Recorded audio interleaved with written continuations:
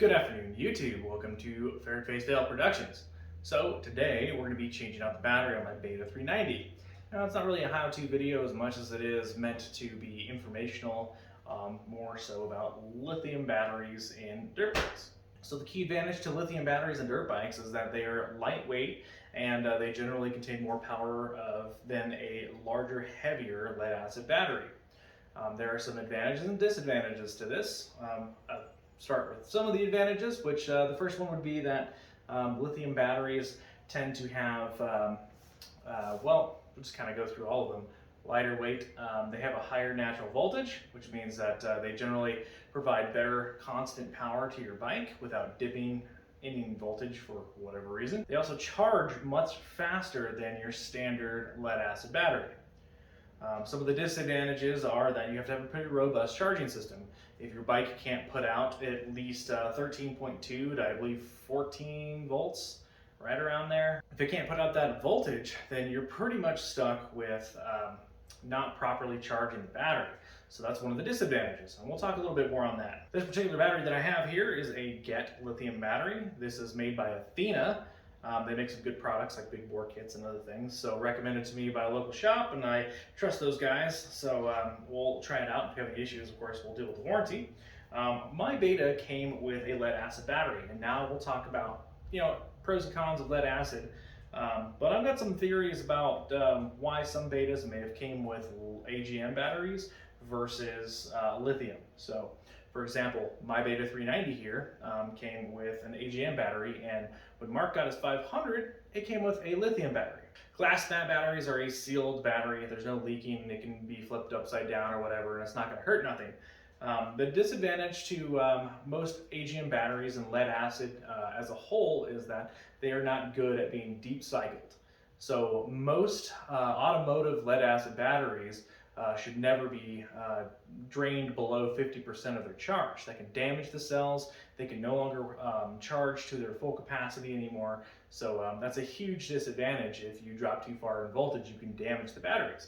That's a huge deal in these small dirt bikes, because once you if you're in single track and you're starting the bike as you're stalling over and over and you're having problems, and that's real hard on a battery, and you dip that voltage all the way down and it's real low, you could inadvertently, without even really knowing it, be damaging your battery. Some of the other disadvantages would be weight. Generally, glass mat, AGM, lead acid batteries, they all are very, very heavy batteries, especially for their energy content, but they're reliable. That is one thing that why people love them, is there's no complication with these batteries. They've been around for well over 100 years. So the technology is there, they're reliable. So some people don't care about going to these newer lithium batteries because they feel they're not quite as reliable. Now, I'll disagree with that, but that is the feeling on some people's parts. Now, another, what I'm going to call advantage of lead acid batteries is they're a nominal 12 volt battery, but of course you have to have more voltage to charge them. But that being said, you don't have to have a lot of voltage. And I think one of the things that may have been an issue with the Beta batteries is that if some bikes' charging systems in the factory weren't quite up to spec, should I say, they shipped them with a glass mat battery, because you don't need as much voltage to properly charge them, versus needing close to or around 13.6 to 14 volts to charge one of these lithium batteries. So let's just say that you were only able to charge 12.6 to 12.8 volts off of the bike at the factory, so they ship it with a glass mat instead. Now, I don't like this. This is a theory, and it may not be true. We'll find out here in a little bit. I'm going to install this new battery, we'll crank it up, and we'll check what the voltages are.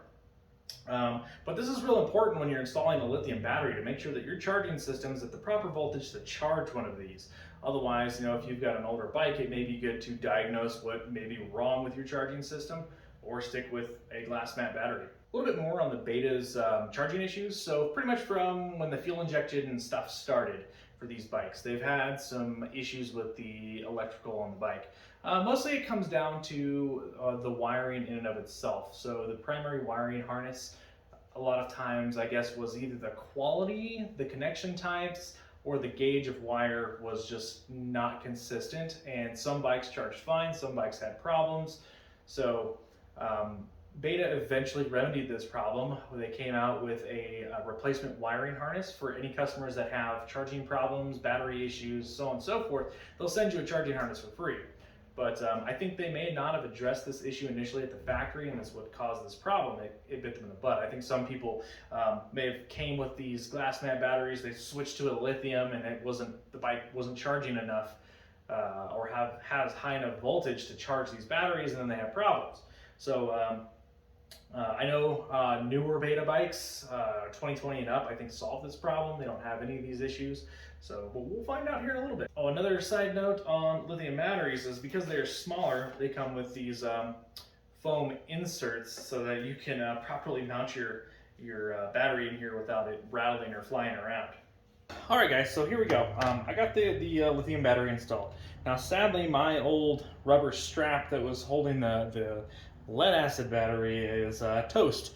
So broke pretty much when I was removing it, and yeah, so we're gonna have to get a new one, and I probably needed a shorter one for this battery anyway.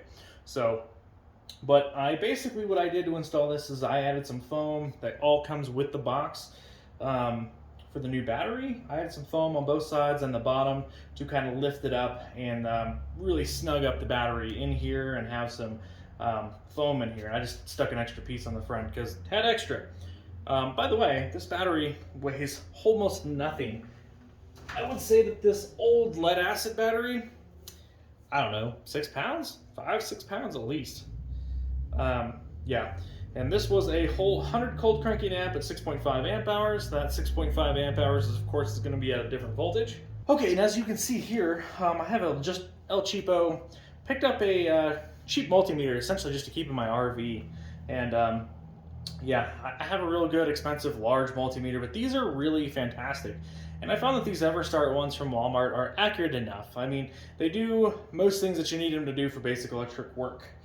Which is testing voltage. So here, we'll set this to the proper voltage values, and then we'll see what the just resting voltage of this battery is from the get-go. Now, I do still keep my charging dongle on here because it comes in handy for different things.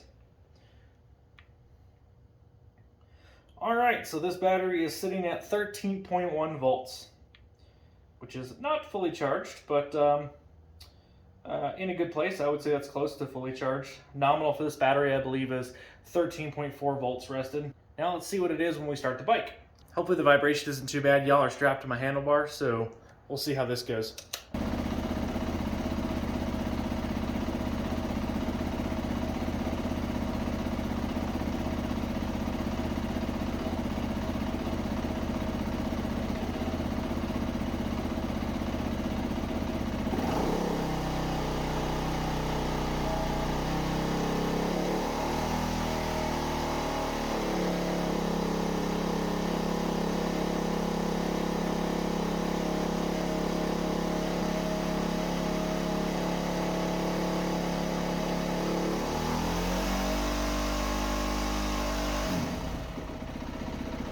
So once the bike warmed up and at idle, the bike charges right around 13.6 volts. That's probably at the absolute bare minimum that I would put a lithium battery in this.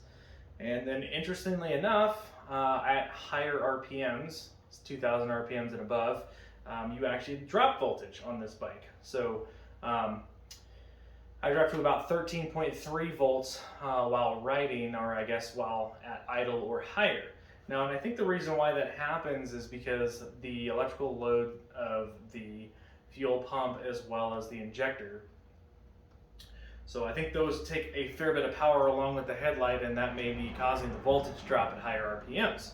That also means that I probably do need the updated wiring harness for this bike. This bike does have a 200 watt stator, so at higher RPMs it should definitely be getting more juice, not less. So I have a feeling that that has to do with the wiring harness. Now, it remains to be seen that if Beta actually did ship specific bikes with certain batteries because they didn't charge at a certain voltage. Now, I think that's probably reading into it a little bit too much. I'm not sure, but it is a little frustrating that Beta didn't kind of jump onto their wiring harness issues sooner, given that they had this problem from pretty much the 2016 model year all the way up to the 2019 model year. So they were pretty slow to fix this problem. That being said, it's not a huge deal, and I could go back to a lead acid glass mat battery that's of better quality. I think the OEM one that came with this bike was pretty bad. Not a good quality battery, and it did last about 2 years. But when you really cranked on it for a little bit, it died rather quickly. So I very much doubt its ability to hold a charge in any sort of way. But you know, I want to go with the lithium battery. I like the weight savings, given that I traded a lot of weight for fuel and the gas tank up front. So we're going to run this for now and kind of see how it goes. I'm going to keep a real close eye on the charge state of this, especially while riding. I think the 13.3 to 13.4 while riding may not be enough to keep the battery fully charged, but I think it'll keep it above 80 to 90% charge range. I think that should be sufficient for most of the time until I can get the wiring harness updated. The wiring harness on this bike is relatively easy to replace as well. The gas tank's going to have to come off, and there's some large plugs on this side and other connectors, but it's not too bad to change. So I look forward to getting that from Beta. A little frustrated, and I think at idle, at least I think the 13.6 plus volts, it's like 13, it fluctuates between 13.6, 6.5 and 6.9, so almost 13.7 depending on the idle.